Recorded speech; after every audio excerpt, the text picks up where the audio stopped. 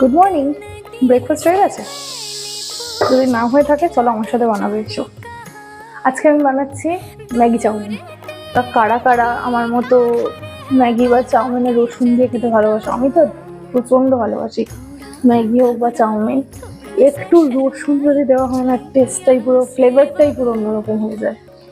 Comment করো যারা যারা আমার মতো ম্যাগি লাভার। আমি প্রচণ্ড ভালোবাসি। এই যে ফ্লেভারটা,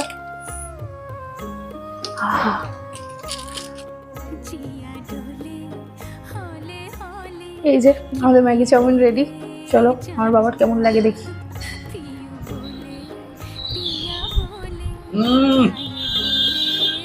ফাটাফাটি কি করে বানালি রে?